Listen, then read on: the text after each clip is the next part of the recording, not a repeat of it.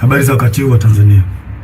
Kwa majina naitwa Captain Tesha, afisa kutoka Jeshi la Wananchi wa Tanzania katika kikosi cha Saki, kwa maana kwamba ni shule ya anga ya kijeshi.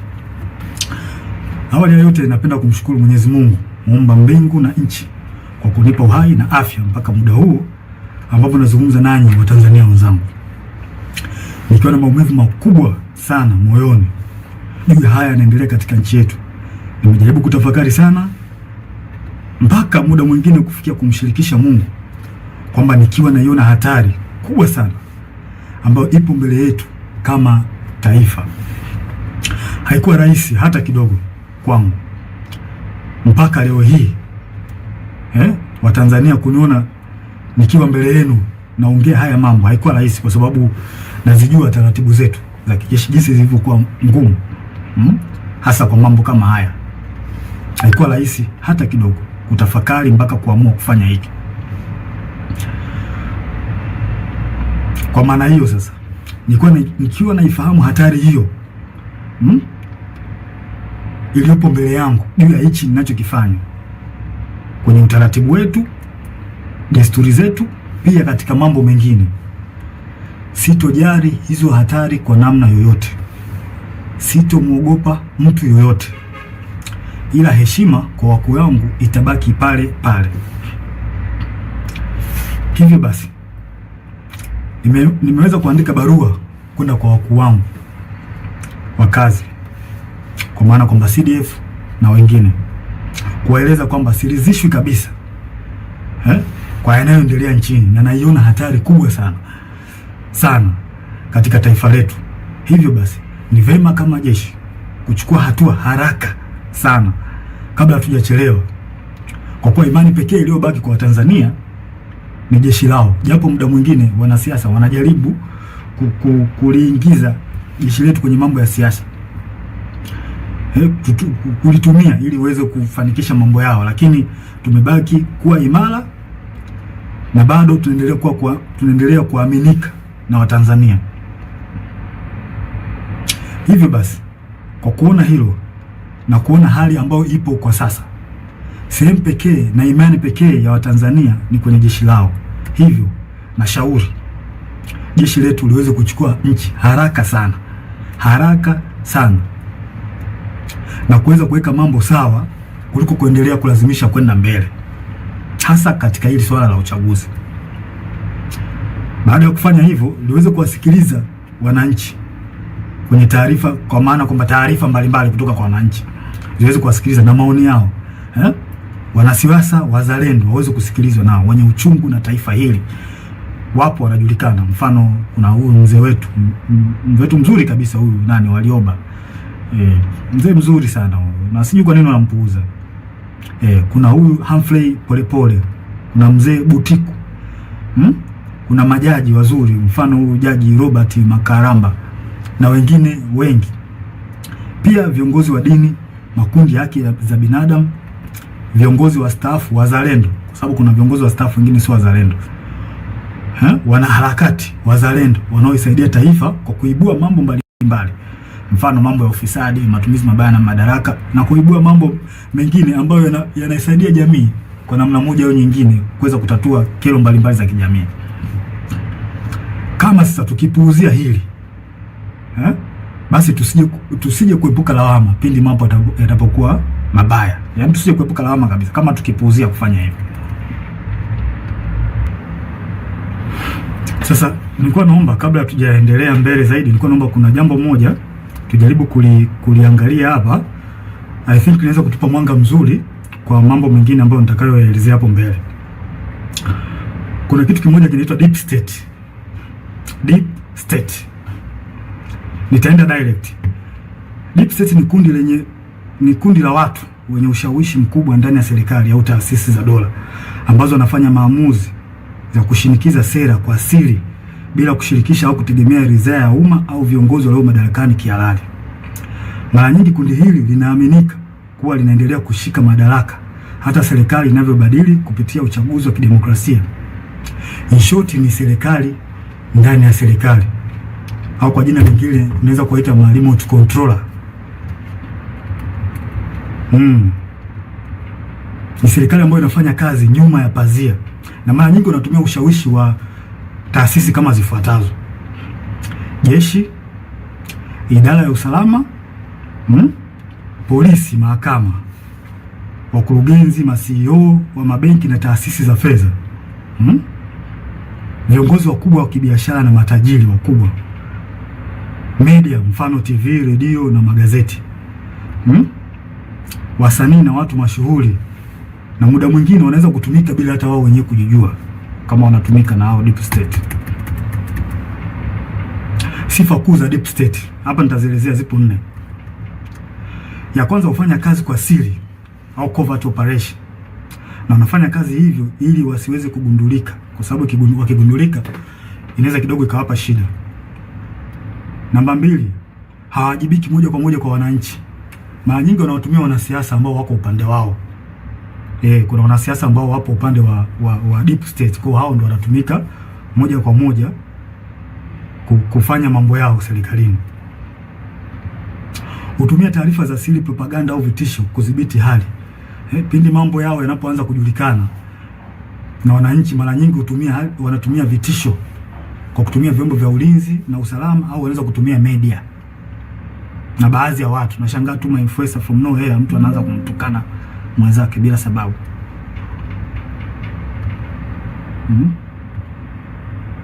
Na wanaweza kumpinga au kumuondoa kiongozi aliyechaguliwa kama hawakubaliani naye. Mfano, wananchi labda wamemchagua kiongozi fulani ambao wao wamempenda, wameona kabisa huyu kiongozi ataenda kutusaidia kutukomboa katika nchi yetu au katika jamii yetu. Sasa kama huyo kiongozi ataenda tofauti na matakwa ya hao deep state, watafanya kila hila aidha kumuondoa kwenye madaraka yake au kumdhuru afya yake, ikiwezekana kabisa kumuua. Sasa zifuatazo ni dalili ambazo zinaweza kuonyesha kwamba katika nchi yako kuna deep state. Namba 1, maamuzi makubwa yanafanyika nyuma ya pazia. Sera muhimu zinapangwa na watu wachache wasiochaguliwa na umma, ambazo hazina maslahi kwa umma na mara nyingi zinakuwa zinawakandamiza wananchi. Namba 2, idara za usalama zinakuwa na nguvu zaidi ya kawaida. Vyombo vya ujasusi, mfano polisi, usalama, vinaonekana kutenda mambo kinyume na sheria au kibali kutoka serikalini au bunge, kwa sababu muda mwingine wanapokea amri kutoka huko kwenye deep state. Namba 3, ukosefu wa uwajibikaji. Unaweza kukuta kuna hali ya rushwa au kuna rushwa ambayo imefanyika katika taasisi fulani, na unashangaa tu from nowhere watu hawachukuliwi hatua, wanaekeana kinga. Na inaonekana kabisa watu wamefanya hizo hujuma za rushwa, hakuna uwajibikaji, unaachwa. Namba 4, kampeni za habari na propaganda. Hutumia media, mfano magazeti, TV, radio na mitandao kwa ajili ya kutengeneza propaganda pindi unapoona taarifa zao au siri zao zinajulikana. Hutengeneza namna ya kuweza kuficha huo ukweli.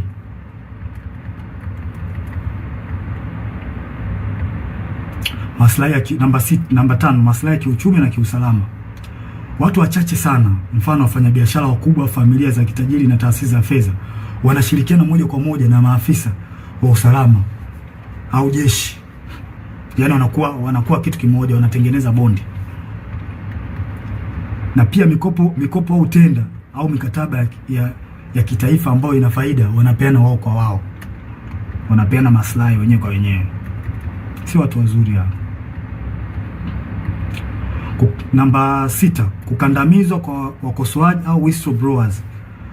Wapiga filimbi au waandishi wa habari za kichunguzi mara nyingi wanakandamizwa, ikiwezekana kuuliwa au kudhuriwa pindi wanapotoa habari zao, pindi wanapofichuliwa. Na vyombo vya habari muda mwingine vinavyofanya hivyo mara nyingi wanachukuliwa hatua. Hivyo vyombo vya habari vinachukuliwa hatua na hao watu kwa sababu wana mkono mrefu.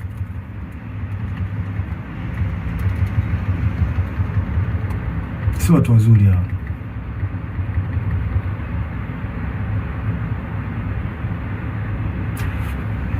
Huendeleza maslahi hata kama ni kinyume na matakwa ya umma au sheria. Wananchi hata mkipiga kelele vipi kuhusu hali mbaya au matatizo ya nchi, wao hawajali. Yaani wanafanya mambo kwa maslahi yao, hawajali wananchi hawa watu. Hawajali kabisa. Wanafanya mambo kwa faida zao wenyewe. Sasa kwa namna hiyo mnaweza mkapata clear picture kuhusiana na hili jambo la deep state. Kwa mnaweza mkafanya comparison, mnaweza mkaangalia hali halisi na kinachotokea nchini kwetu. Je, hiko kitu kweli ni kipo? Kwa mimi ninavyoona na kwa ajili na kwa namna ambavyo nchi yetu inavyoendelea, hii jambo lipo kabisa bila hata kuficha. Hakuna kuficha hapa. Hili jambo lipo na linaongozwa na CCM mtandao, wanajiita mtandao hapa. Wapo chini ya Kikwete, Rostam Azizi, wakina marehemu Bernard Membe, Mungu lazima roho yake mahali pema peponi. Hawa watu ndio wanasababisha Tanzania isiendelee, wanarudisha nyuma nchi yetu. Na vile vile waliweza walimhujumu sana Dr. marehemu John Pombe Joseph Magufuli. Yeye mwenyewe alisema kuna watu wanamhujumu na Kikwete mmoja wapo. Alisema Magufuli bila ubishi.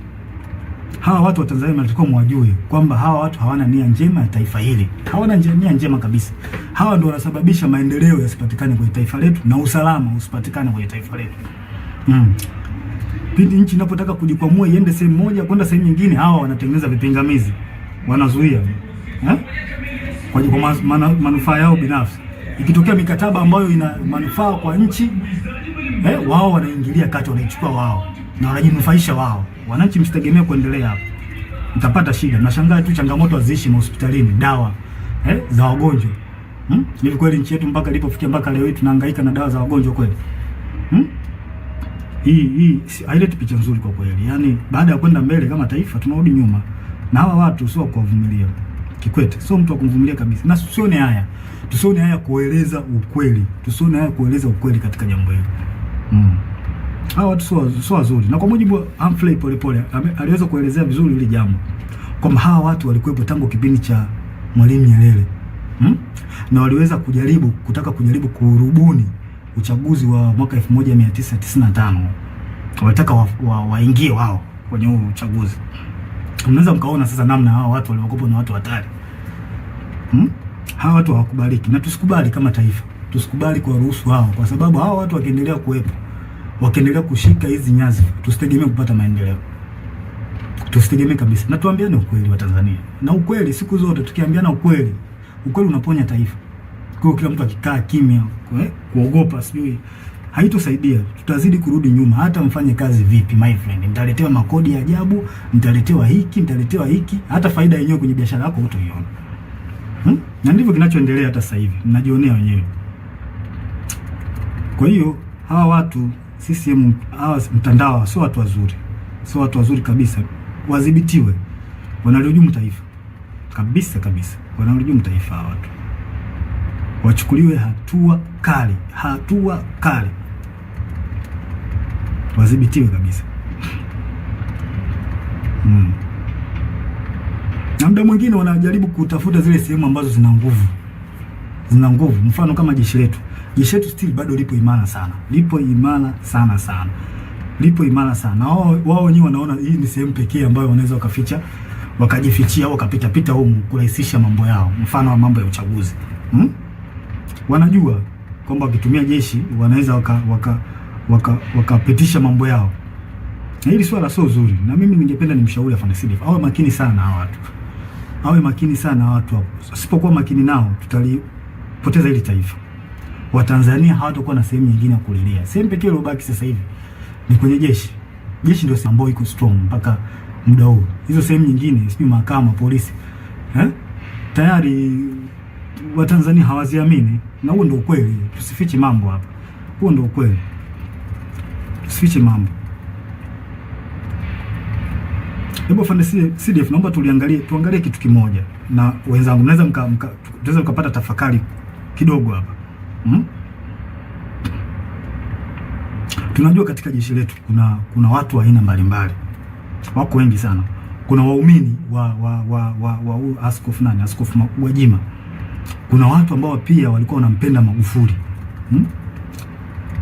Kuna watu ambao pia ni waumini wa Roman Catholic.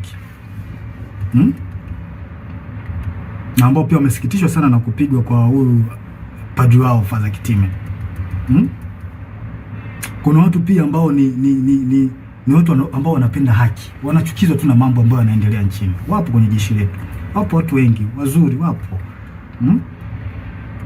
Pia tuna watu ambao ni kabila la Kimasai ambao pia wameumizwa sana na swala ambalo linaendelea huko kwa ndugu zao, ikiwemo na wao wenyewe kuondolewa kwenye hii Ngorongoro na Loliondo, kufukuzwa.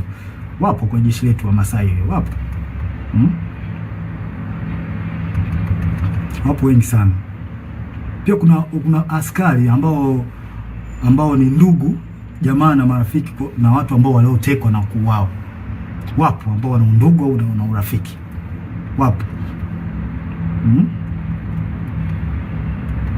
wapo wengi. Sasa hebu tutafakari kitu kimoja.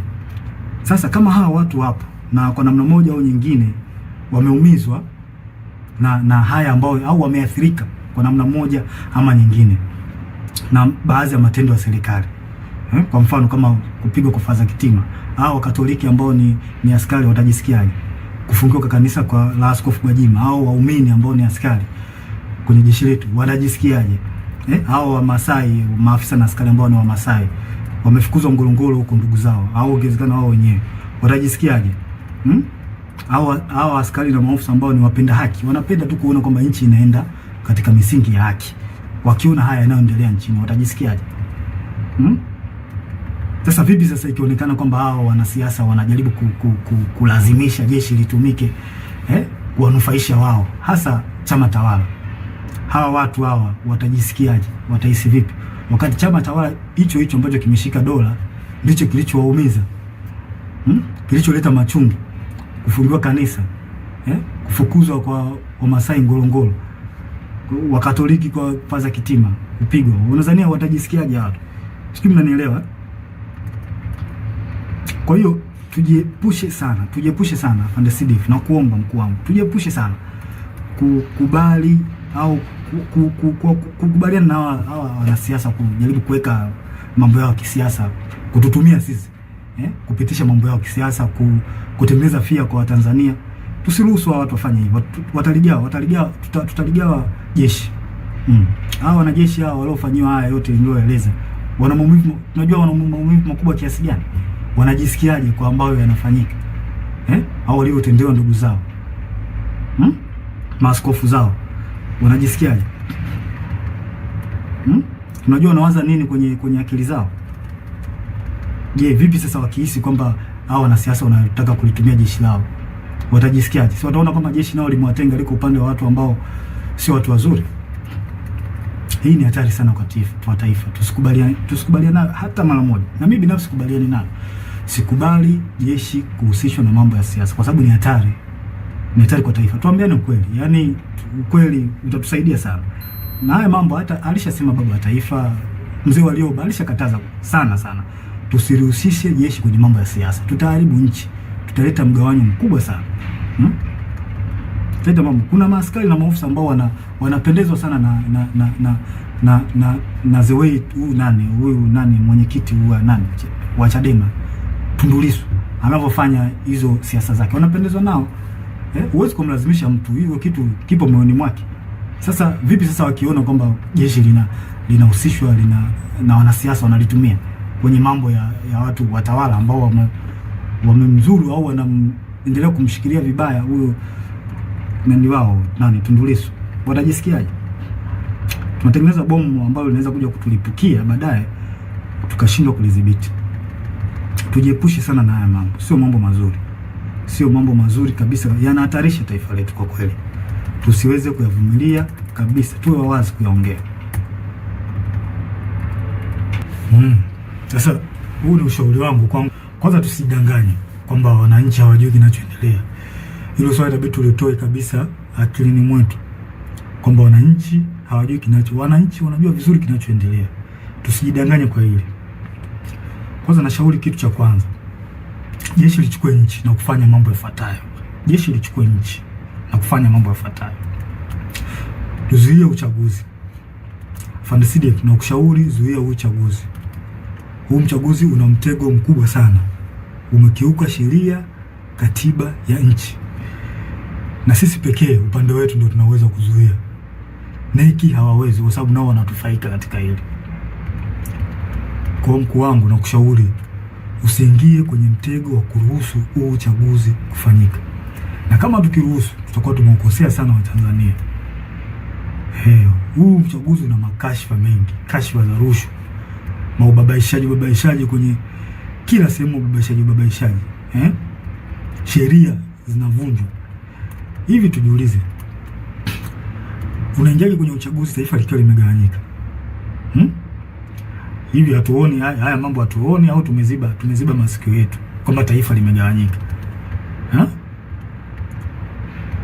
Mkuu, tusiruhusu taifa limegawanyika. Hili swala halina kificho, linaelezeka na linaonekana. Viongozi wa dini wameshauri, mzee Warioba, mzee Butiku wameshauri sana juu ya haya mambo. Lakini watawala wameendelea kuwa na viburi, hawataki kuwasikiliza. Japo hawa wanashauri vitu vya msingi, hawataki kuwasikiliza. Maana yake nini? Kipi kinafichwa mpaka kulazimisha uchaguzi? Kipo Ikulu ambacho kinalazimisha uchaguzi kufanyika? Mnaficha makosa yenu, hamtaki makosa yenu watu wengine wakichukua nchi makosa yenu yasijulikane.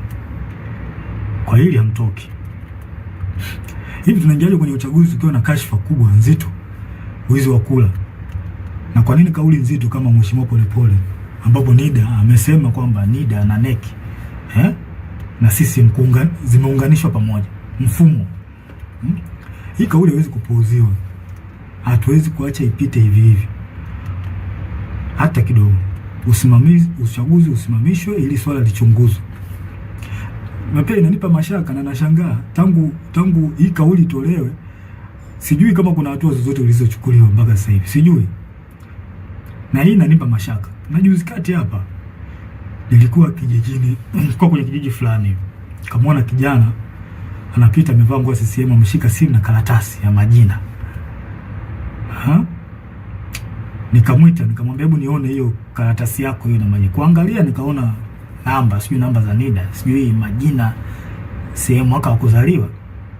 Nikamchunguza, nikaangalia na kwenye smartphone yake nikaona mfumo kwamba anaweka jina pale. Anachagua sijui amezaliwa mwaka gani, anaweka. Kile kitu kilinipa mashaka sana. Kimenipa mashaka. Na imani hata baadhi ya Watanzania mtakuwa mmeliona hivi vitu, mtakuwa mmekiona. Sasa mimi nimejishuhudia kwa macho yangu. Sasa hii haileti picha nzuri na ni hatari katika taifa. Hatuwezi kupuuzia. Hatuwezi kuacha mambo yaende hivi. Haiwezekani. Tunaendaje kwenye uchaguzi ukiwa kwenye kiongozi wa chama cha upinzani amewekwa ndani? Tena kwa ila. Sasa kama tumekubali demokrasi, kwa nini tusikubali kuishi nayo? Na uzuri wake ni ipo kwenye katiba. Demokrasi imeruhusiwa, mfumo wa vyama vingi imeruhusiwa kwenye katiba. Kwa nini tunakataa au hatutaki au tunatengeneza mazingira kutokubaliana nayo, kwenda nayo? Mtoeni huyo mtu. Hao wenye chama chao wanataka wamtoke, huyo mtu atolewe au haki itendeke. Tusifanye mambo kioleo. Tunalipoteza hili taifa. Tukiendelea kukaa kimya, hili taifa litapotea. Na mimi sipo tayari kwa hilo. Sipo tayari kabisa. Sasa tunaendaje kwenye uchaguzi tukiwa na malalamiko ya tume huru ya uchaguzi? Na hiki ndio kiburi ambacho CCM wanapata. Kwa sababu wanaona wanaweza kuimiliki hii tume huru.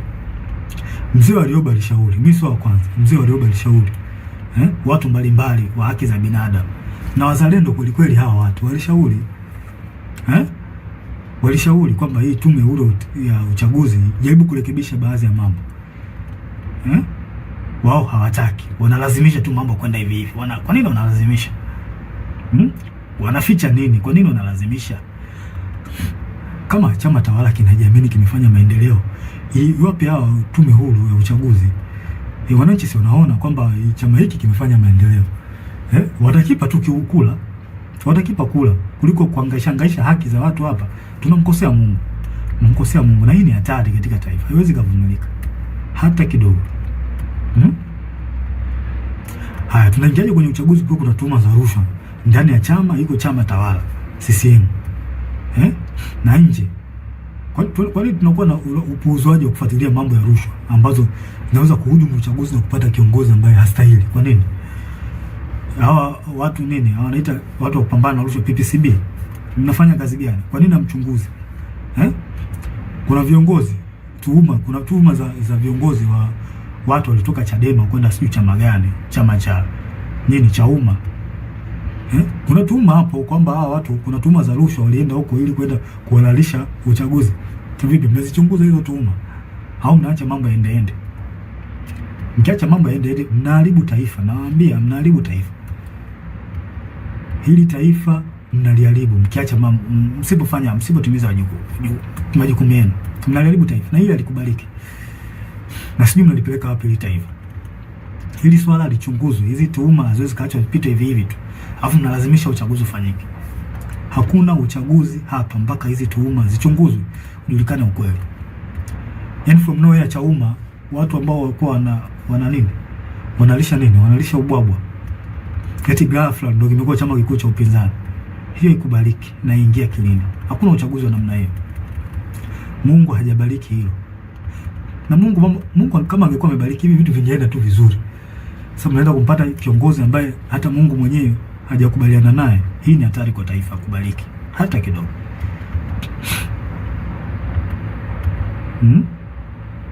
Sasa tunaingiaje kwenye uchaguzi kwa kuna uonevu zaidi wa chama cha upinzani? Kwa makusudi wanazuia kufanya hata mikutano yao. Wanafunguliwa kesi za hila na za ovyo za kuwazoofisha. Wafuasi wao wanakamatwa, wanatekwa, wengine wanauawa. Kama vile sio wa Tanzania. Hili halikubaliki. Halikubaliki hata kidogo. Kama tumekubali mfumo wa demokrasia, kwa nini tunashindwa kuishi nao? Mfumo wa demokrasia tumeukubali na tumeweka kwenye katiba. Kwa nini tunakubali kuishi? Kwa nini hatutaki kuishi nao? Kama hatutaki demokrasia hii, demokrasia mfumo wa vyama vingi, basi tuiondoe, kuliko kufanya tu mambo kiolela, mnaua watu, mnawapiga, mnawazoofisha. Sio vizuri, leti picha nzuri. Hawa ni Watanzania wenzetu. Haitaki hili swala, mimi sikubaliani nayo. Hiki kitu kipo ndani ya katiba. Mfumo wa vyama vingi upo ndani ya katiba. Sasa kwa nini mnawazoofisha hawa vyama hivi vya upinzani? Kwa nini mnawazoofisha? Wengine mnawafungulia makesi.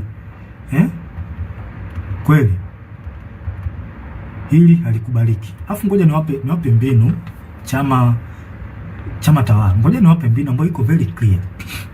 If you really want to destroy or defeat the opposition party, the only thing is to derive development that will direct impact the life of citizen. Hii ndo the only way ya kuweza kudestroy chama cha upinzani. Pelekeni maendeleo kwa Watanzania. Pelekeni maji, pelekeni maendeleo yale ambayo ni tangible, ambayo direct itawafikia Watanzania, wananchi wenyewe.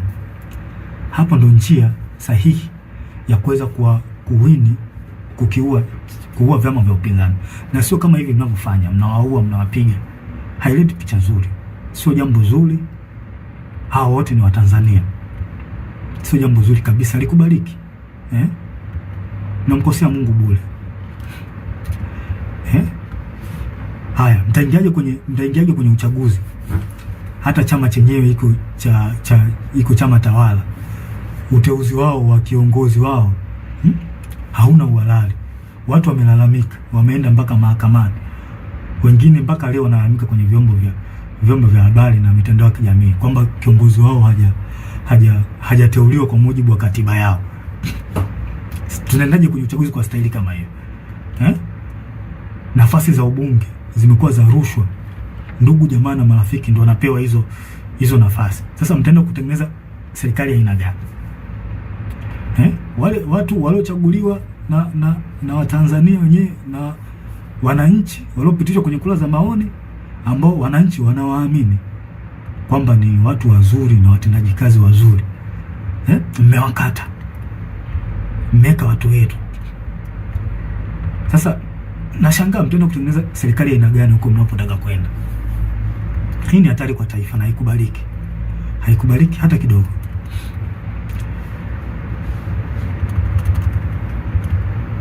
Haikubaliki na haivumiliki.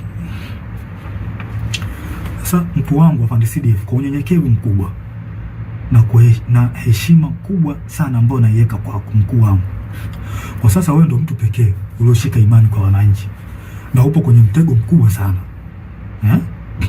Tengeneza faraja imani kwa wananchi. Hili swala sio la Chadema hili swala ni la taifa, umoja na mshikamano na upendo wa taifa letu. Ili tuweze kuendeleza hayo, na kushauri mkuu wangu, zuia huu uchaguzi. Huu uchaguzi hauna kibali hata kutoka kwa Mungu. Mkuu wangu Afande Sidifu, zuia huu uchaguzi. Kibali kutoka kwa wananchi tayari unacho, na imani wananchi watakuwa na imani wananchi wanataka, kwa hali tu inavyoonekana kwenye mitandao. Labda mitandao nao ni njia rahisi ya kuweza kupata taarifa, kupata habari. Wananchi wanalalamika uchaguzi uzuiwe. Kwa Afande Sidifu, na kushauri mkuu wangu kwa upendo kabisa na unyenyekevu wa hali ya juu sana, stay positive, zuia uchaguzi.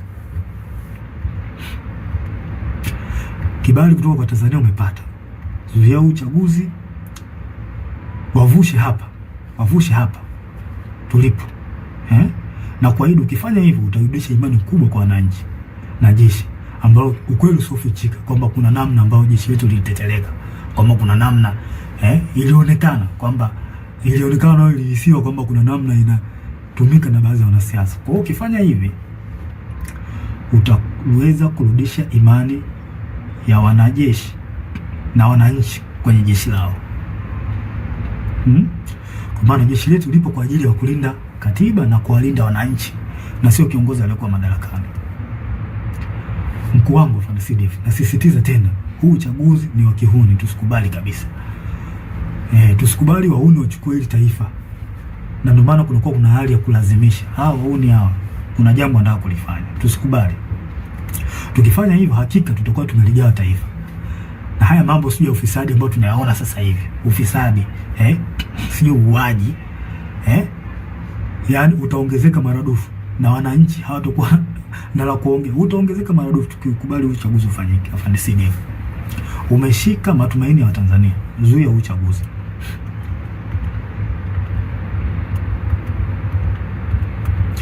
Na haya mambo, hata hii kashfa hii ya kuuliwa kwa Magufuli, Tanzania hawa si ndio watumia wenyewe kwanza, si ndio hawa wanatumia sasa. Just imagine kwamba wamechukua hili taifa, wamechukua. Nani atachunguza kifo cha Magufuli kama wao wenyewe ndio wanahusika? Nani atarekebisha mikataba ya bandari, mikataba mbalimbali ikiwemo mkataba wa bandari, ikiwa wao ndio wamepitisha mikataba ya migodi, makaa ya mawe? Nani ataifuatilia wakati wao ndio wahusika wakuu? Inatia mashaka sana. Nani atafuatilia ukiukwaji wa haki za binadamu? Nani atafuatilia ukiukwaji wa utumiaji vibaya wa ofisi za umma, ikiwemo wao ndio wanahusika, ikiwa kwamba wao ndio wanahusika? Nani atafuatilia? Mkuu wangu Afande Sidifu, tusipochukua hatua za kuzuia huu uchaguzi, basi tunaenda kupoteza hili taifa na kuwasaliti wa Tanzania. Tusipofanya hivyo, tunaenda kuwasaliti wa Tanzania. Tujiulize, kwa nini wanalazimisha na kutumia nguvu kubwa katika huu uchaguzi? Kwa nini wanalazimisha hawa watu? Kuna nini wanaficha ambacho hawataki Watanzania wakijue hapo Ikulu? Kuna nini hiki hawa watu wanaficha mpaka walazimishe? Yaani mambo yanaenda tofauti na katiba, wao wanalazimisha tu, tofauti na sheria za uchaguzi wanalazimisha. Kuna nini? Wanatumia marushwa, wanatumia nguvu kubwa sana mpaka kuua watu. Kuna nini wanaficha? Mkuu, kila siku wananchi wanalia kwa haya yanayoendelea nchini. Wanalia sana. Huko mitandaoni ukipita unaona. Hawana tena mahali pa kukimbilia kupata msaada. Maana kama mahakama yenyewe hawana imani nayo. Na mahakama ipo upande wa watawala. Jeshi la polisi ndo kabisa lipo hivyo, hawaliamini. Na huo ndo ukweli usofichi. Yaani hapa ni kuongea ukweli. Tukitaka kuliponya taifa letu tuongee ukweli. Hawaliamini. Na inasemekana kwamba watekaji wenyewe, hao wenyewe ndo wanahusika. Hao jeshi la polisi baadhi yao wanahusika na utekaji. Bunge nalo ndo hivyo. Most of them kule ni chama tawala. Hawaliamini. Kwa sehemu pekee ambayo wananchi wanaiamini ni kwa jeshi lao la wananchi wa Tanzania. Wananchi wanalia sana mkuu. Wanalitaka jeshi lao liingilie kati, lichukue nchi, kuweka mambo sawa. Ili mambo na uchaguzi uende vizuri. Sasa kwa nini tusiwasikilize hawa wananchi wetu? Kwa nini tunawapuuza? Hili ndio jeshi lao, jeshi la wananchi ndio jeshi lao. Haya hawa wananchi tunataka tuwasikilize. Tusipowasikiliza hawa wataenda wapi? Hawa wananchi wataenda wapi tusipowasikiliza? Je, tunataka waingie mtaani wenyewe wakapambanie nchi yao? Kama sisi na sisi hatutaki kuwasikiliza wananchi, na wananchi hao ndio wenye jeshi lao. Kwa hiyo tunataka, maana yake ni kwamba tunawataka wananchi waingie mtaani wenyewe wakajikomboe, wakachukue nchi yao. Kwa hiyo tunataka hivyo. Mkuu, tusipowasaidia tutakuwa tumefanya usaliti mkubwa sana kwao. Na mimi daima, mimi Captain Tesha nitakuwa upande wa wananchi. Hili naliongea bila kificho, bila kuogopa mtu yoyote. Nitakuwa upande wa wananchi. Watanzania tambueni, kama jeshi lisipoingilia kati, basi jueni wanajeshi wengi wapo upande wenu. Tambueni hilo. Wanajeshi wengi hawakubaliani na kinachoendelea nchini, wapo upande wenu.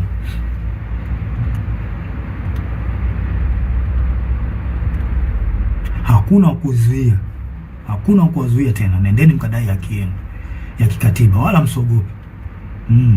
Na hakuna kutia huruma tena. Nendeni mkachukue nchi yenu kwa mujibu wa katiba. Maandamano yapo kwa mujibu wa katiba. Na haya mambo hata baba wa taifa aliongea, Mwalimu Julius Kambarage Nyerere. Tusikubali wahuni waichukue nchi. Tukiwa wazembe wapole, wahuni watakuja kuwatawala. Kwa hiyo tusikubali. Wananchi mko upande sahihi. Hawa watawala wamewapuuza maoni yenu. Na kama wamepuuza, maana yake ni nini? Chukueni haki yenu, tendeni haki yenu. Hakuna kuogopa, hakuna kutia huruma tena. Sasa na ole wake polisi au mtu yeyote hawazuia wa Tanzania kudai haki yao ya kikatiba. I promise you, hutobaki salama. Wewe utakaowazuia wananchi kudai haki yao ya kikatiba, hutobaki salama. Nasema hili wazi bila kificho. Siogopi mtu yoyote.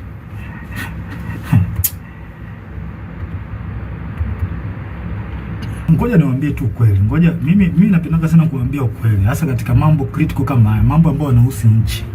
Mimi napenda sana kuongea ukweli. Yaani nyinyi watawala, msijidanganye kwamba mkipuuzia hali hii. Mkipuuzia hali hii kwamba msijidanganye kwamba mambo yataseto. Kama miaka yote ya uchaguzi mambo yanavyokuwa, kwamba watu wa Tanzania wataongea alafu baadaye watasahau, wataliacha. I promise you, this time is different. Kwa hali ninavyoiona, this time is different.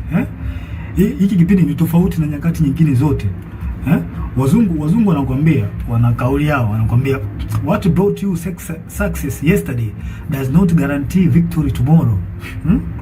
Njia ambazo ulizozitumia wewe kupata success kipindi kilichopita, usitegemee kwamba ukizitumia njia hizo kwamba zitakupa faida. Hapana, unapotea. So hivyo, haiwezi kawa hivyo siku zote. Sasa I promise you, mambo hayatakuwa mazuri. Mambo yatakuwa mabaya zaidi. Life will never be this. Wazungu wanasema life will never be as usual kama mkilazimisha hili. Jinsi mnaona, hata wenyewe mnaona kwamba hali ni tofauti. Kama mkilazimisha hili, life will never be as usual in Tanzania. Sure I'm telling you. Yes. Afande Sidef, mimi nakuombea kwa Mungu wa mbinguni katika jina la Yesu Kristo, akupe hekima na ufunuo kuyaona haya na kulinusuru taifa. Kwa sababu mimi naamini kwa sasa wewe ndio mtu pekee unaoaminika na Watanzania. Ambao unaweza kuwavusha Watanzania. Wavushe hapa, wape kile kitu wanachokitaka, kwamba wanataka katiba mpya. Yasikilizwe maoni ili tuweze kuvuka Watanzania kwa pamoja. Tanzania kwetu wote. Ya Watanzania wote. Kwa nini tunawanyanyasa hawa Tanzania jamani? Haileti picha nzuri. Kwa kweli, haileti picha nzuri. Tunakula kodi zao. Lazima tuwasemee. Swala la pili, Afande Sidef. Uchunguzi wa kifo cha aliyekuwa rais na amiri jeshi mkuu wetu, askari namba 1, John Pombe Joseph Magufuli. Rais Magufuli alikuwa askari namba 1 na amiri jeshi mkuu. Alikuwa kipenzi cha Watanzania. Kama sio wote basi walikuwa wengi wao, pamoja na askari walikuwa wanampenda sana huyu mtu. na mimi ni mmoja wapo, nampenda sana, nilimpenda sana na still bado nampenda sana huyo mzee.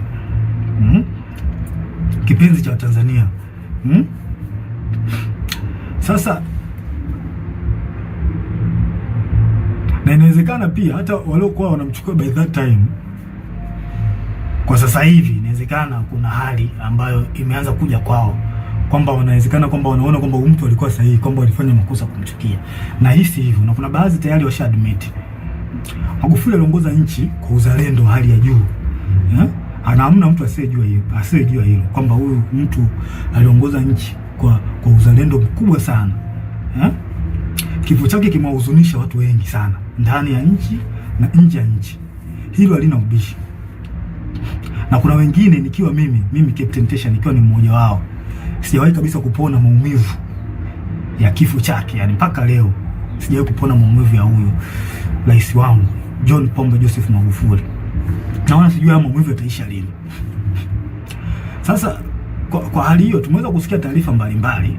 Of course hizi taarifa tuliweza kuzisikia mwanzoni kabisa kwa kipindi cha kifo chake. Mimi nilizisikia hizi taarifa mapema sana. Ile sasa nikawa sina taarifa, sina uhakika nazo. Nilizisikia kutoka Kenya na hawa mabloggers, YouTubers, mabloggers walisema baadhi yao kwamba Magufuli ameuliwa na Kikwete. Kuna baadhi yenu hizo taarifa mtakuwa hamna kuficha vitu hapa. Kuna baadhi yenu na hata hizi taarifa mtakuwa mlizipata mwanzoni kabisa baada ya kifo cha Magufuli. Umeona bwana? Sasa tumeweza kusikia taarifa ya kwamba kuna uwezekano kifo kimemsababisha na kupangwa na CCM mtandao. CCM mtandao hao kwa watu ambao sio wajua CCM mtandao. Hao ni Kikwete, Rostam Azizi, na marehemu Mungu lazima roho yake malipema peponi Bernard Membe. Hao ndio CCM mtandao ambao wanajulikana na wengine ambao hawajulikana. Sasa hivi tunaanzaje kupuuza taarifa za kifo chake? Tunaanzaje kupuuza hizo taarifa za kifo chake? Pamoja na kwamba zilitolewa kwenye vyanzo vingi, lakini mtu kama Humphrey Polepole sio mtu wa kumpuuza hata kidogo. Huyu mtu yani utumishi wake unaeleweka. Ameshika nyadhifa mbalimbali, sehemu tofauti, na kwa kweli ni mchapakazi kweli. Pia kweli mimi nampenda huyu mtu kwa uchapakazi wake. Nampenda. Nataka nijifunze baadhi ya vitu, nataka nijifunze kutoka kwake. Ni mtu mzuri sana. Mtu mzuri sana. Sasa tunaanzaje kupuuza taarifa zake? Tunaanzaje kuzipuuza hizi taarifa za Polepole? Hizi taarifa zake haziwezi kupuuzwa hata kidogo. Na rais hata usalama wa taifa wanazo. Polepole ameeleza hata hizi taarifa za kuuliwa kwa Magufuli hizi, usalama wa taifa walikuwa wanazijua. Na hata CCM wenyewe baadhi yao walikuwa wanajua. Na hili sala inanisikitisha sana mimi binafsi. Linanisikitisha sana. Na rais hata wazalendo wengine inawasikitisha kwamba tangu taarifa hizi zimetolewa hakuna hatua yoyote iliyofanyika. Na huyu mheshimiwa Polepole ameeleza vizuri sana kwa ushahidi situation nzima ilivyokuwa, ameeleza vizuri tu kwamba amiri jeshi mkuu kuna uwezekano ameuawa na wanamtandao. Sasa najiuliza, hivi utaratibu wa kupuuza taarifa muhimu kama hizi kwenye taifa letu umeanzia lini? Umeanzia lini kupuuza taarifa ya kifo cha mheshimiwa wetu Magufuli? Umeanzia lini kupuuza taarifa zinatolewa na mtu kama Polepole? Kwa nini mnapuuza? Kwa nini mjafanya uchunguzi mpaka sasa hivi? Hili swala linasikitisha sana na linatia mashaka, na sijui tunaelekea wapi kama taifa. Hivi ni kweli tupo serious kama taifa? Hivi kweli tuna mapenzi mema na taifa letu au tunaigiza uzalendo? Kuna watu wengine wanaigiza uzalendo, yani wao wanaigiza, hawana ule uzalendo kutoka moyoni. Wapo kwa ajili ya maslahi. Hii tabia kuchukulia poa mambo muhimu katika taifa letu limeanza lini? Hili halikubaliki. Watanzania wanataka kifo cha mpendwa wao kichunguzwe. Tena ikipendeza jeshi lenyewe lichunguzwe kifo chake haraka sana bila kuogopa mtu yoyote, na haki itendeke. Hatuwezi kukubali tu mambo yaende hivi tu, yani kwamba okay taarifa ishatolewa kwa tunaacha mambo yaende hivi. Hilo halikubaliki. Na isema hii dhahiri kwa moyo, hilo halikubaliki. Kifo cha Magufuli kichunguzwe. Hatuwezi kuliacha hili swali linapita hivi. Hilo swala haliwezekani, haliwezekani. Lazima tuchunguze. Tena nashauri kwa dhati. Tena nashauri kwa dhati kabisa moyo wangu na ukweli mtupu, nashauri mtandao wote wakamatwe, waweke ndani haraka bila kumwogopa mtu yoyote, kwa sababu hakuna aliyejua hiyo sheria. Hakuna mtu, mtandao wote waliotajwa na Humphrey Polepole, kwa sababu hata usalama wa taifa hizi taarifa wanazo. Sao nani watu wa CCM wa taarifa wanazo juu ya kifo cha Magufuli, kwamba taarifa zilitoka awali kabisa hata kabla Magufuli mwenyewe kuondoka. Hawa watu wakamatwe, hawa CCM mtandao wakamatwe haraka sana, yani haraka iwezekanavyo, wakamatwe waweke ndani. Kikwete na wenzake wote wawekwe ndani, wasije wakakimbia nchi hawa, yani wawaiwe haraka sana, yani nashauri haraka sana. Afande CDF, nakuomba, hii ni muhimu sana, naomba ingilia kati, haki itendeke katika hili. Kifo cha Magufuli kichunguzwe. Sasa ningependa nigusie kitu kimoja.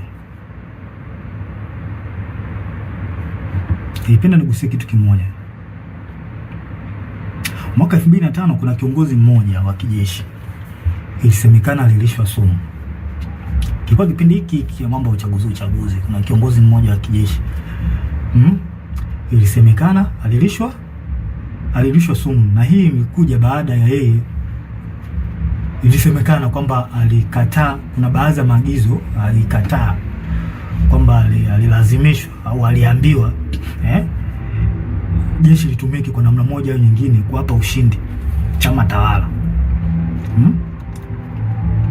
Kilikuwa mwaka gani? 2015. Na imani baadhi yetu tulikuwa tunakumbuka hii issue ilivyotikisa taifa by that time. Na huyu kiongozi alikuwa anapendwa sana na wanajeshi pamoja na raia, walimpenda sana. Sasa mimi nataka muunganishe dot, wa Tanzania wenyewe muunganishe dot, kuanzia kifo cha Magufuli kwamba aliwekewa sumu. Huyu mzee Mangula huyu na ndio wa CCM, mnaweza mkachunguza, na watu wote waliokuwa wapo tofauti kimsimamo au kimawazo na Kikwete wapo wapi mpaka kipindi hiki? Na pia ikiwezekana muweze kuunganisha doti mpaka kipindi cha Nyerere, zeni mtapata majibu, alafu mjiulize huyu mtu ndio mnataka mumrudishe madarakani. Maana hakuna asiyejua, yani kulazimisha hii issue nzima, kulazimisha uchaguzi huu. Kikwete anahusika kwa 100%, hawezi kuepuka hiki. Na hatuwezi kukaa kimya, lazima tuongee ukweli. Unajua ukweli ndio unaponya taifa. Anahusika, kwa hiyo yeye anataka ajifichie huko kwamba okay, tukishaingia madarakani hapa kuna baadhi ya uchafu wake utafunikwa. Hii haikubaliki na haiwezekani. Haiwezekani. Samia yupo kwa ajili, Rais Samia yupo kwa ajili ya kunanili, yupo tu, ila watu ambao wapo nyuma yake ni hao kina Kikwete. Huyu mtu adhibitiwe, akamatwe yeye na mtandao wake haraka sana, kujibu hizi tuhuma za kifo cha Magufuli. Yaani akamatwe haraka sana. Tuwezi kuacha tu mambo hivi. Tukiacha mambo ende hivi tutaharibu taifa. Na mimi siwezi kukubali nikiwa hai kwamba nione taifa langu linaharibikiwa. Sipo tayari kwa hiyo. Ushauri wangu wa tatu, Afande CDF, tusikubali hata kidogo wanasiasa kuhusisha jeshi letu na mambo ya siasa. Hili swala mimi sio mtu wa kwanza kulizungumzia, na madhara yake makubwa sana. Wananchi watakosa imani na jeshi lao. Yaani jeshi lishaanza kukaa tu kwamba linaegemea upande wa chama fulani. Vipi sasa wale upande wa chama kingine ambao ni wanajeshi au ambao ni raia watakuwa wanalionaje jeshi lao? Hili jambo sio zuri. Tuliangalia kwa makini. Kuna mambo mengine, kwa mfano kama sijui kuna picha zinazosambaa mitandaoni zikionyesha jeshi lina magari ya kijeshi sijui yametumika, helikopta vikitumika, sijui watu wengine sijui wale kuruta wanaenda kwenye kampeni. Hili jambo ni kama ni kweli, jambo halileti picha nzuri. Haileti picha nzuri kabisa kama ni kweli. Tunaharibu nchi. Sasa vipi sasa, kwa mfano chama kingine kinaomba sasa magari au kinaomba helikopta kwamba okay, kwa sababu mmewasaidia watu fulani na sisi tunaomba mtusaidie. Vipi wakiomba tutawapa?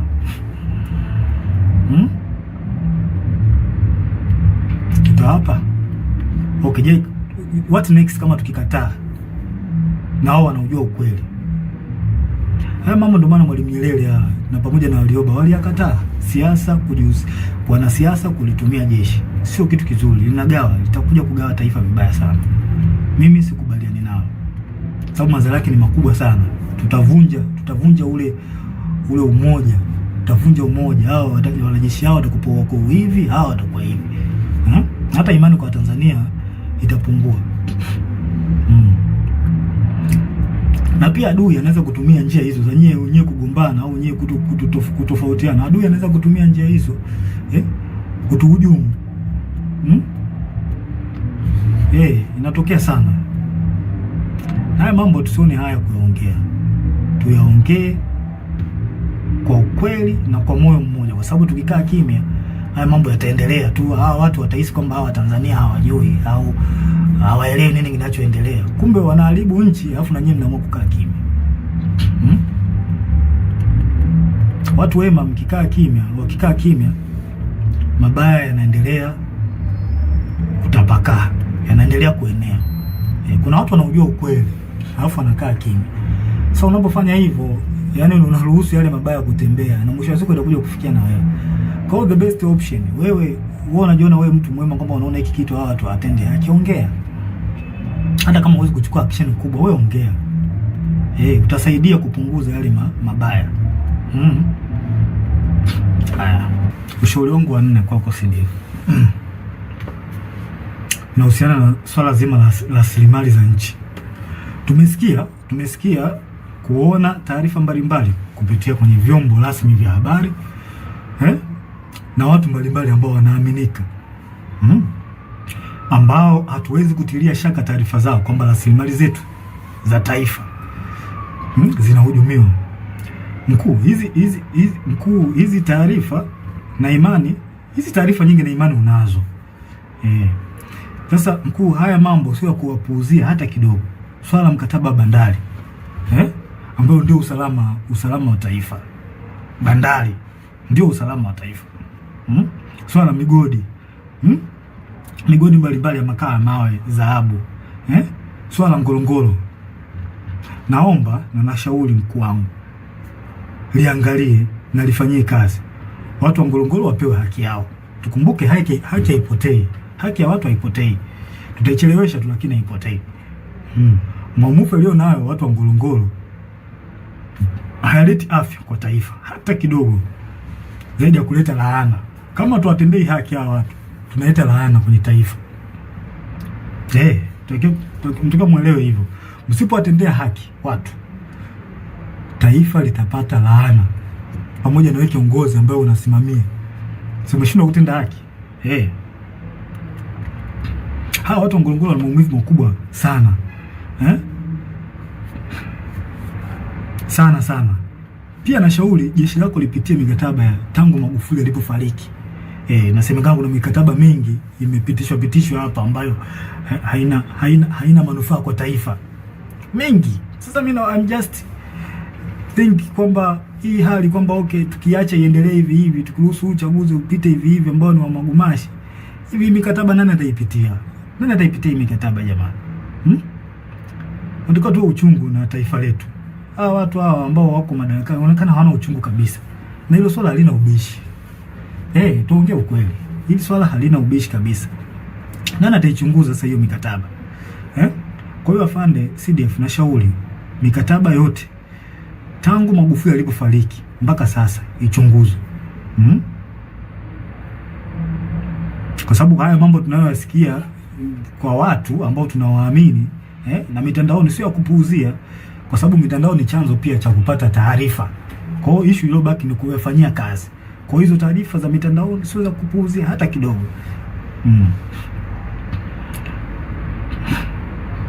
Tusikuta tu kwamba tumeuza nchi. Maana tukianza kupuuzia mambo ya mikataba, tunaweza kukuta kwamba tumeuza nchi bila kujijua. Na kuanza kuhangaika sijui na kodi za bodaboda, sijui kodi za mawinga. Kama mawinga nao mtu amemaliza zake chuo, ameamua ajishikize tu kuwa winga, eti naye anatakiwa alipe kodi. Huu ndo mwanzo kuonyesha kwamba rasilimali zetu zimeuzwa. Mnashindwa kusimamia rasilimali vizuri, mnaanza kuhangaika na watoto. Boda mlimbisha kodi ya nini? Winga. Mtu yuko Kariakoo kule anajitafuta, mnataka mumlipishe kodi. Sijui kodi za kufanya biashara mtandaoni, sijui ukiposti nini, sijui mambo ya kodi. Kweli ndio tumefikia huko. Haikubaliki. Afande CDF, naomba uione hii hatari. Hii halikubaliki. Kodi za mtandaoni. Yaani mtu anafanya biashara yake, anaposti vitu vyake, nataka muende kumdai kodi. Does not make sense. Hii haina maana kabisa. Hii sio ishara nzuri kwa taifa. Yaani badala ya kuendelea mbele, kurahisisha maisha ya wananchi, sisi tunarudi nyuma na kuzidisha ugumu wa wananchi. Yaani serikali inataka ifanye maendeleo kwa ajili ya kurahisisha maisha ya wananchi. Yaani wananchi wapate unafuu, wajisikie fahari kuishi katika nchi yao. Sasa sisi ndio tunazidi kuwekea ugumu. Haya makodi ambayo hayana ajabu, haya yanatoka wapi? Hii inaonyesha tumeshindwa kusimamia rasilimali zetu. Kwa hiyo afande CDF nashauri rasilimali zichunguzwe. Mimi binafsi sipo tayari kuvumilia haya hata kidogo. Sipo naongea hii kwa moyo wa dhati. Siogopi kitu chochote. Yaani siogopi kitu chochote. Issue kama ya kifo, kufa ndio kitu ambacho siogopi kabisa. Kwa sababu mpaka nimeamua kuwa mwanajeshi, swala la kifo nilikuwa nalijua. Kwa hiyo siogopi. Sipo tayari kuvumilia haya hata kidogo. Baba wa Taifa alisema tukiwa wahoga kuyazungumza na kuchukua hatua kwa mambo haya, ipo siku taifa litatawaliwa na wahuni. Hii ni kauli aliyoongea Baba wa Taifa. Mnaweza mkaiangalia kwenye speech zake. Na Baba wa Taifa ndio mtu ambaye tunamchukulia kama ni mtu ambaye anatuongoza. Zile speech zake zinatuongoza taifa kuelekea katika sehemu ambayo ni nzuri kimaendeleo.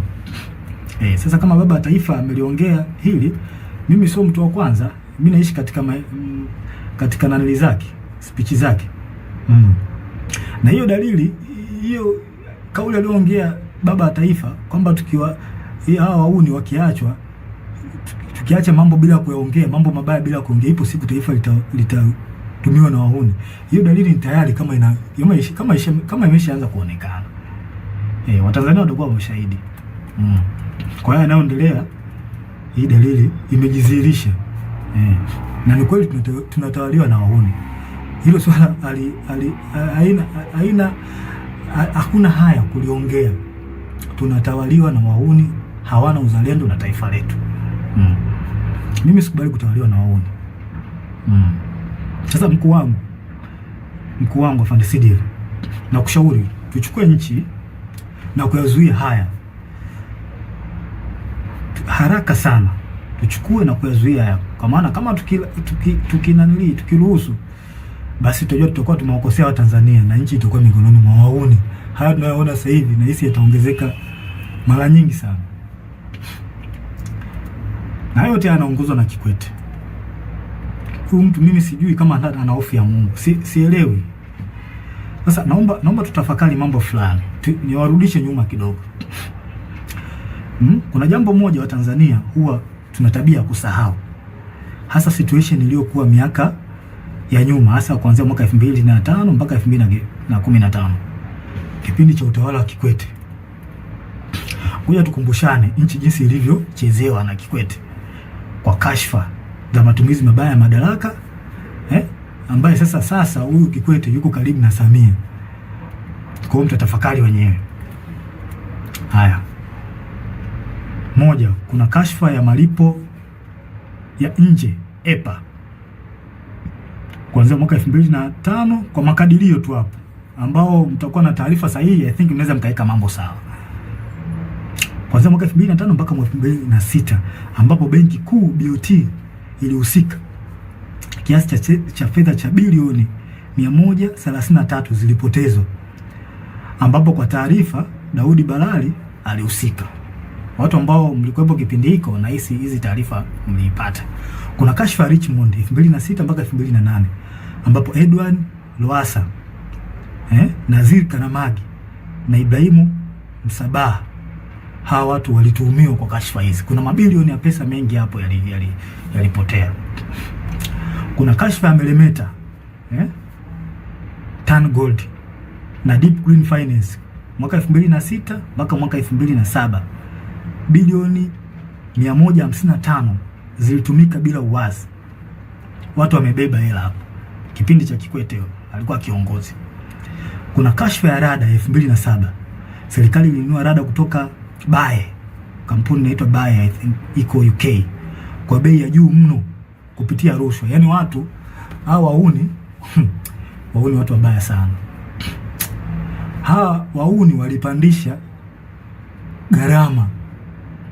Yaani hii kampuni ilikuwa inauza gharama ya chini, lakini wauni ambao walipewa wakaenda kufanya hao manunuzi ya rada wakapandisha gharama. Karibia bilioni 60, waliongezea bilioni 60. Kwenye ununuzi wa hii rada kutoka UK. Sasa kwa bahati nzuri serikali baada ya kufuatilia zile fedha ziliweza kurudishwa na serikali ya Uingereza bilioni 60. Naona mambo haya. Haya. Kashfa ya makaa ya mawe ya Kiwila Coal Mine kuanzia mwaka 2008. Mgodi uliuzwa kwa kampuni inayohusishwa na viongozi wa juu kwa wakati huo ambaye alikuwa Edward Lowassa na Daniel Yona. Mabilioni ya shilingi ya ununuzi wa mgodi wa mikopo. Yaani hawa inaonekana walinunua mgodi. Walinunua mgodi kwa gharama, walifanya hujuma kununua mgodi kwa gharama ya chini. Hujuma hizo. Kuna kashfa nyingine ya shirika la ndege la Tanzania ATCL 2008 mpaka 2010. Mabilioni ya pesa ya hasara kwa shirika. ATCL iliingia mkataba mbovu na South Africa Airways. Pia mikataba ya kukodisha ndege kwa gharama kubwa. Unaona mambo haya. Kashfa ya TTCL na ZTE mwaka 2008 2010 ambapo TTCL iliingia mkataba na kampuni ya Kichina uliokuwa na gharama kubwa na usio na faida kwa taifa. Kiasi cha fedha cha bilioni 70 zilipotea. Kashfa nyingine ni kashfa ya bandari na TICS 2010 mpaka 2015. Mamia ya bilioni yalikuwa yanapotea kila mwaka juu ya rushwa, upotevu wa mapato, mikataba mibovu kati ya TPA na waendeshaji binafsi wa bandari. Kashfa nyingine ni kashfa ya gesi ya Mtwara 2012 mpaka 2013. Rushwa ya mabilioni ya dola yalifanyika kwenye mkataba. Hii ilipelekea maandamano makubwa Mtwara na baadhi ya watu kupoteza maisha. Kashfa nyingine ni kashfa ya Tegeta Escrow 2014. Mitambo ya umeme IPTL PA. Fedha zilikuwa katika akaunti ya escrow ya benki kuu zilichukuliwa na kugawiwa kwa watu binafsi, makampuni na viongozi wa kisiasa. Kuna viongozi hapa waliokuwepo kwenye hii kashfa, kuna Sospeter Muhongo na viongozi wengine walihusika. Kashfa NCCF na Kigamboni New City 2012-2014. NCCF iliwekeza katika mradi mikubwa ya ujenzi ikiwemo mradi wa Kigamboni New City bila uwazi na kwa gharama kubwa. Billions of money zilipotea kwenye hii kashfa. Kashfa nyingine ni kashfa ya bandari ambao wengi wenu, bandari ya Bagamoyo ambao wengi wenu mlisikia. Hizo ni kashfa kubwa. Ingawa zipo nyingi lakini hizi ni baadhi. Hizi ni kubwa ambazo zilikuwa kipindi cha utawala wa Kikwete. Huyu mtu ambaye sasa hivi yupo karibu sasa na Rais Samia. Pia kuna kashfa ndogo za kipindi hicho.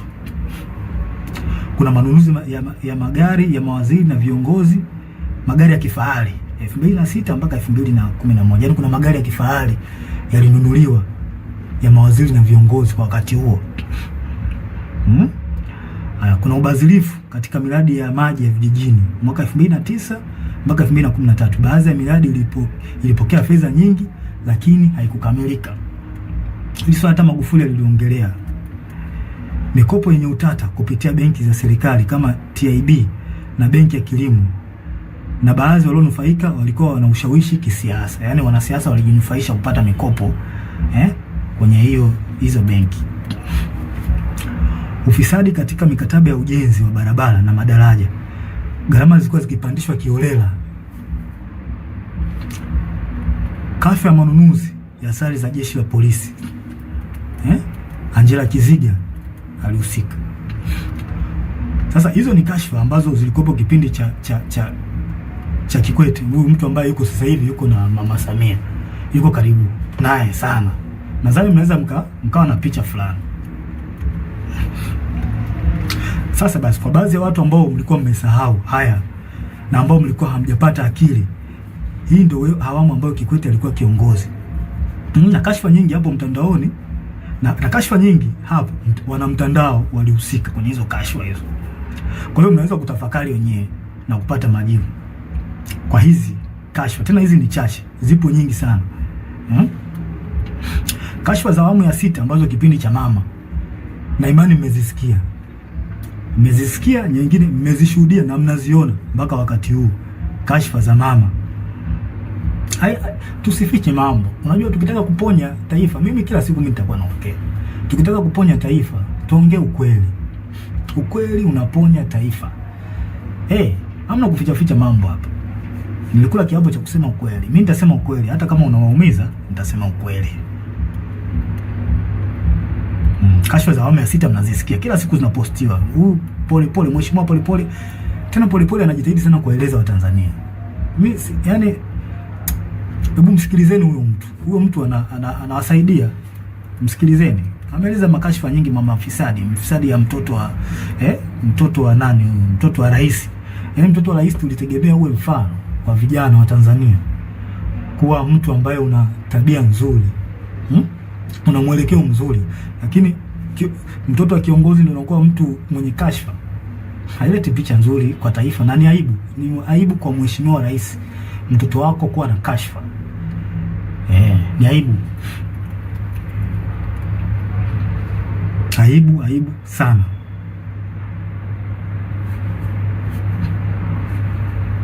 Hizo kashfa za awamu ya 6 mnazijua na zimeelezwa na Polepole na wanaharakati wazalendo. Kuna wanaharakati wazalendo sana wa taifa hili, wanajaribu kuibua mama kwa lengo la kuwafahamisha, kuwafungua macho wananchi, muelewe kwamba mjue nchi yenu inaendea wapi.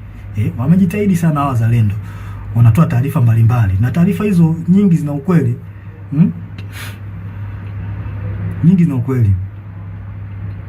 Kama unaona hata kwenye masuala ya uongozi mambo tu yanaenda ovyo ovyo. Yaani kipindi hiki mambo yanaenda ovyo ovyo. Mambo hayaeleweki, ni kama nchi haina kiongozi. Lazima tuongee ukweli, hamna kuficha hapa. Rushwa kila sehemu, yaani rushwa zimetapakaa. Hivi mradi mdogo kama ule wa mwendo kasi ule. Mwendo kasi kweli ndio kufikia stage hii. Watu wanapita kwa kuingia madirishani. Watu wanajaa mpaka unakaa juu. Ni kweli? Kweli tunalipeleka wapi ili taifa? Kitu kidogo kama mradi ule wa mwendo kasi tunashindwa ku-manage. Je, standard gauge hii tutaiweza hii? Na wasiwasi na tunapoelekea sio pazuri. Kweli. Na mimi nitaendelea kuongea ukweli. Nitaendelea kuongea ukweli daima. Kwa hiyo nataka umjue huyo Kikwete ni mtu aina gani. Ambao mnamtetea baadhi yenu. Nataka mumjue kipindi chake alifanya mambo gani. Hawa watu hawafai kabisa. Hawana uzalendo wala uchungu na Tanzania. Nyie ambao mpo gizani mpaka sasa hivi hamyaoni haya. Naomba kwa Mungu mpate ufunuo tu muweze kuyaona haya. Ushauri wangu wa 5 kwa CDF. Afande CDF, na kuomba kwa hekima kabisa, watu wafuatao waweze kukamatwa, wapelekwe kwenye vyombo vya sheria juu ya tuhuma zinazowakabili. Watu hao ni huyu mtoto wa Kikwete, mtoto wa Samia Abdul Kikwete mwenyewe, rais mstaafu, Rostam Aziz, Angela Kiziga, na huyu mkurugenzi wa usalama wa taifa Mumba. Wakamatwe haraka sana kabla ya kukimbia nchi kujibu tuhuma zinazowakabili. Yaani ili swala tusione haya. Kama tupo upande wa haki, tusione haya kuzungumzia hivi vitu. Hawa watu wakamatwe. Wameharibu sana hili taifa. Hatuwezi kuacha watu wachache wachafue na kuharibu taifa. Haiwezekani. Wakamatwe haraka sana bila kuogopa wala kuonea haya. Hawa watu sio kuacha hata kidogo. hawawezi kuepuka mkono wa sheria, sio watu kuacha. Kwa haya yanayoendelea hawawezi kuepuka mkono wa sheria, na hii inaonyesha ndio maana wanalazimisha uchaguzi ili wafiche uchafu wao. Inatabidi tulifikirie hili swala. Kwa nini hawa watu wanaficha, wanalazimisha sana uchaguzi? Kuna vitu ambazo wanavificha. Je, na sisi tumekubaliana kuna hivyo vitu wanavyovificha kwamba tumekubaliana kwamba tuviache tu? Tunalipeleka wapi taifa? Na shauri mkuu, hawa kabla kukimbia nchi wakamatwe haraka sana, wawekwe kwenye vyombo vya sheria. Sio watu kuacha hata kidogo.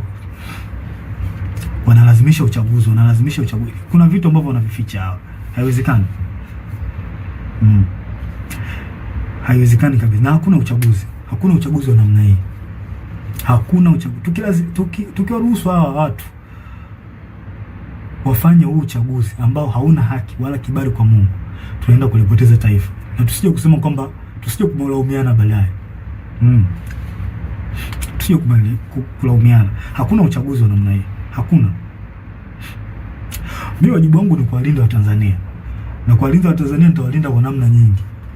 Nitawalinda kwa njia ya kuongea, nitawalinda kwa njia ya silaha pale inapobidi. Nipo tayari kwa hilo kwa sababu ndicho kiupo changu. Na najisikia faraja kuwalinda hao Watanzania. Yaani ni faraja kubwa sana. Kubwa sana. Nawapenda sana. Mkuu, nasisitiza tena. Na sio kwamba nakupa amri, na shauri. Hawa watu wakamatwe haraka sana. Hili swala halitopita daima mpaka haki itendeke. Nchi gani tunakubali kusumbuliwa na kikundi cha watu wachache wasioitakia mema nchi? Yaani kikundi cha watu wachache kisichozidi hata 20 kinasumbua watu almost milioni 60. Kweli tunakubali kusumbuliwa na watu na wanajeshi na tukiwemo humo? Mimi sikubali. Hawa watu wakamatwe ili turudishe imani kwa taifa na uwajibikaji. Maana walishazoea kwamba Watanzania wanaongea alafu watasahau. Hili swala halitosahaulika milele na milele mpaka kieleweke. Na hata kama imetokea mmeniua mimi, na imani wapo watu wengine wataendelea kuongea. Kwa sababu mnaweza mkatafakari, kama mnahangaika na watu ambao wanaongea ukweli afu mnawaua tangu mlipoanza hivyo vitu vya kuwaua watu mpaka leo hii, vipi mmefanikiwa? Lazima tuongee ukweli, hamna kufichana hapa. Mlifanikiwa? Kwa mimi nitaongea, mkiniua watakuja watu wengine kuongea. Mpaka kieleweke. Haki lazima itendeke hapa.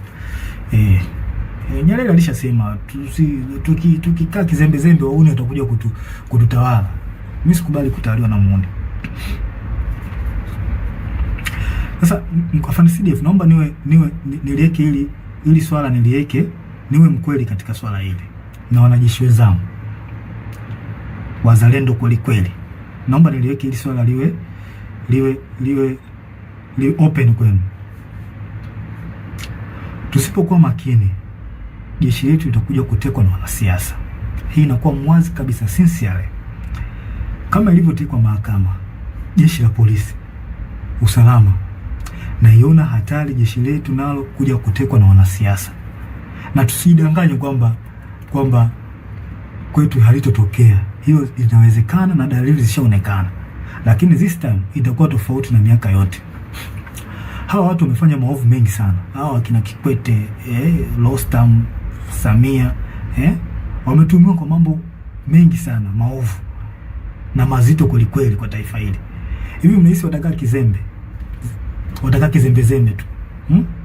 Lazima walazimishe kwa uchaguzi. Lazima walazimishe. Kwani tunadhani kwamba hatujui au wanadhani kwamba hawajui hatari ambayo iko mbele yao kwa yote walioyafanya?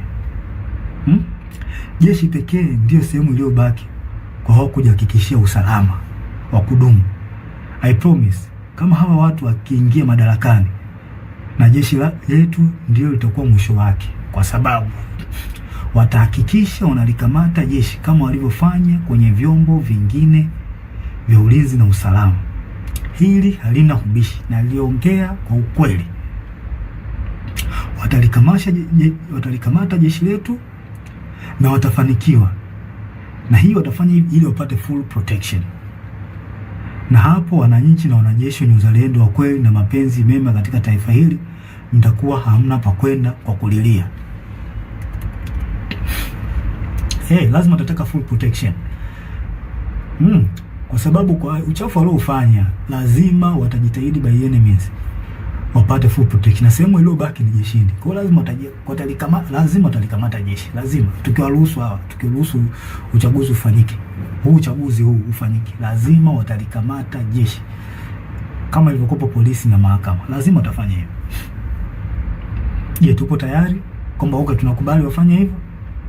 Hawa tuone hii hatari ambayo iko mbele yetu.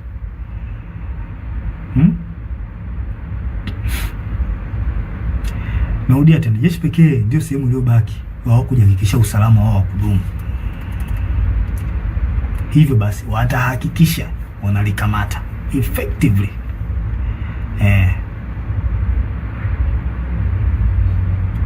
Hawa watu wa FARDC lazima wadhibitiwe haraka sana, na sio jambo la kupuuzia hili. Ushauri wangu sio jambo la kupuuzia hili. FARDC hawa watu wadhibitiwe haraka sana, sio watu wazuri hawa, sio watu wazuri kabisa, yani sio watu wazuri. Sasa wanasiasa wastaafu, wanasheria wastaafu, viongozi wa jeshi wastaafu, viongozi wa dini, hivi hamuoni hii hatari ambayo iko mbele yetu? Ingawa baadhi yenu mmejitokeza kuongea, lakini wengi wenu bado mpo kimya. Au mnadhani kwamba hili swala haliwahusu? Na I promise you, hii hatari mkikaa kimya, kwa sababu nyinyi mnajiona mko salama, nyinyi viongozi wa staafu na wengine mnaona mnakaa tu kimya, mnajiona mko salama. I promise you, hii hali ikitokea, madhara yake na nyinyi mtakuja kuona baadaye. Lazima itawafikia. Lazima mtawafikia, itawafikia tu. Sasa hivi mnaona kwamba mnakaa kimya, mnaacha tu mambo yanafanyika ovyo ovyo, nyinyi mnakaa kimya. Au mnanufaika na nyinyi? Na washauri viongozi wangu wastaafu, viongozi wa dini, msikae kimya. Taifa linaenda kupotea. Toa ukweli katika hili. Msikae kimya, taifa linaenda kupotea. Msikubali uchaguzi ufanyike. Hakuna mchaguzi wa aina hii. Wanalazimisha kwa sababu wanajua mambo yao waliyofanya, uchafu waliofanya, na ndio maana wanalazimisha sana. Tuongee ukweli. Hakuna kuficha hapa. Kuna swali lingine ambalo mheshimiwa Polepole alizungumzia, na mimi napenda tu nilisisitizie. Nashauri katika taasisi zote za serikali, vyombo vya ulinzi na usalama, mahakama, bunge, wizara zote, hasa wizara ya fedha, taasisi za usalama wa taifa na sehemu nyinginezo, tunzeni taarifa zote za ushahidi zinazohusu ukiukwaji wa sheria na taratibu za serikali. Kama msipofanya hivyo, time will come, and it very soon, time will come, tutatakiwa mtujibu, tutataka mtujibu wapi zilizopo hizo taarifa, na hatutakuwa na uvumilivu na mtu yoyote. Sure, I'm telling you, hatutakuwa na uvumilivu na mtu yoyote. Tunzeni hizo taarifa, tunzeni taarifa zote za mambo ya rushwa, za mambo za ukiukwaji wa madaraka, uvunjifu wa taratibu, uvunjifu wa sheria. Tunzeni hizo taarifa. Time will come, tutahitaji hizo taarifa.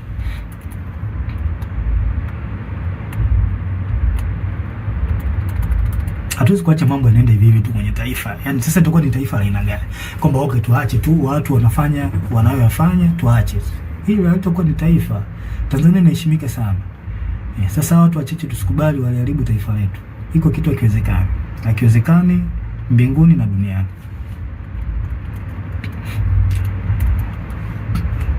Pia nashauri wanasiasa na baadhi wakuu wa vyombo vya ulinzi na usalama, hebu tuache kutengeneza psychological fear kwa Tanzania. Hayo mambo yashapitwa na wakati. Tuache kutengeneza psychological fear kwa Tanzania, kutishatisha mara sijui kupita mitaani. Hayo mambo yashapitwa na wakati. Tuwe watu wa kisasa, tuwe watu ambao tunafikiria positively.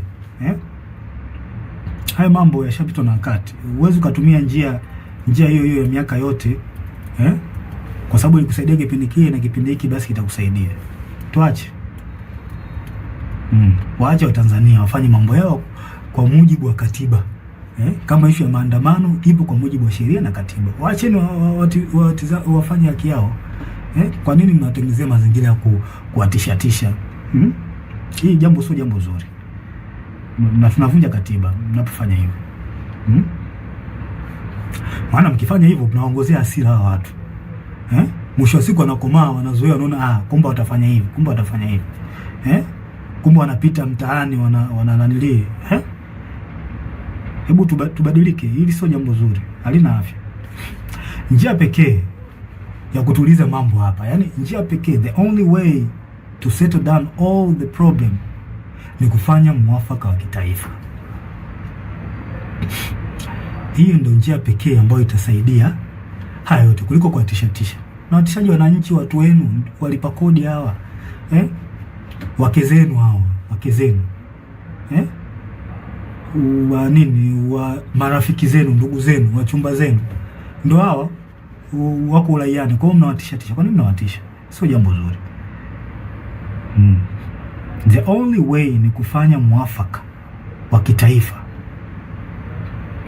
kudumisha upendo na amani katika taifa, na sio kuwatishatisha raia. Mimi sikubaliani nayo, iko kitu na sikipendi. Tunataka tujue pia huu mwaka ni tofauti. Hili swala halihusu chama fulani, eti sijui chama cha upinzani. Hapana, hili swala ni la taifa. Tusome alama za nyakati tuone. Hili swala linahusu taifa. Sio swala la Chadema hili swala. Kwa mwaka huu mnabidi muangalie hata nyenye tofauti wa huu mwaka. Watu waalizishwa nao endelea nchini. Mwafaka wa kitaifa unahitajika. Na ningependa niwashauri wa Tanzania, wananchi, sincerely, mpo katika right track. Mnachokifanya au mnachotaka kukifanya, sijui maandamano, mpo sahihi. Mpo sahihi kwa sababu hata baba wa taifa ameliongelea hilo. Mpo katika right track. Mna baraka zote kutoka kwa baba wa taifa, mna baraka zote kutoka kwa Mungu na hata kwangu. Na pia mnataka mtambue kwamba asilimia kubwa ya wanajeshi wapo upande wenu. Wengi hawezi kutoka hadharani kama nilivyotoka mimi, kwa sababu sio ujasiri wa kila mtu ambaye anaweza kufanya hivi. Ila mtambue wanajeshi wengi na askari, hata kwenye polisi huko na sehemu nyingine, wapo upande wenu. Hapo upande wenu kabisa. Na kwa sababu mnachokisimamia ni haki na kinaonekana, basi jua hata baba wa haki ni Mungu wetu, Mungu wa mbinguni, yupo upande wenu. Hakuna kuogopa wala kutia huruma. Hili naliongea kwa msisitizo. Hakuna kuogopa wala kutia huruma. Na ole wake, yani hapa naliongea sasa kwa kumaanisha ole wake polisi au mtu yoyote atakayewazuia wa Tanzania kutimiza haki yao kikatiba. Siku inakuja, I promise you, siku inakuja tutakuuliza kwa nini ulikubali kupokea amri ya kuwazuia hao watu au kuwaua au kuwazuru. Kwa nini ulikubali kufanya hivyo? Najua muamini, lakini siku iko njiani. Hatuwezi kuacha taifa lipotezwe na watu wachache. Iko kitu hakikubali. Hakikubaliki hata kidogo. Hayo mambo 6 yalikuwa ushauri wangu kwa wakuu wangu. Kwa hiyo kama mkiona inafaa kutekeleza, basi itakuwa jambo la heri, itakuwa jambo zuri, kwa sababu lengo ni kulisaidia taifa letu, kuliokoa katika hiki kipindi. Na tusidharau kwamba hakuna hatari. Hatari ipo na ni kubwa sana. Sasa jambo lingine la mwisho, ningependa tu niwashauri wasanii na ma-influencers, wasanii mbalimbali na ma-influencers, vioo vya jamii hao wanajiita. Wasanii, jitahidini mkae upande wa wananchi. Huo ni ushauri ambao nawapa, japo sio wa ulazima sana, ila ningependa niwashauri mkae upande wa wananchi. Jifunzeni kwa wasanii wengine wa nchi nyingine. Matatizo kama haya yakitokea, angalieni woga wanakaa upande gani. Huu ni ushauri wangu wa bure na ni mzuri kabisa. Kama ikiona inafaa, mnaweza mkautekeleza, ila kama mkiona haifai, pia mnaweza mkauacha. Nimemaliza, ila kabla ya tarehe 29 Mungu akitupa uhai nitarudi tena. Kabla ya tarehe 29, na kama kutakuwa hakuna mabadiliko yoyote, nitarudi tena. Lengo ni kuliokoa hili taifa. tulisaidie. Hatuwezi kukaa kimya. Nitarudi tena kabla ya tarehe 29. Asanteni, nawatakia wakati mwema. Mungu awabariki sana.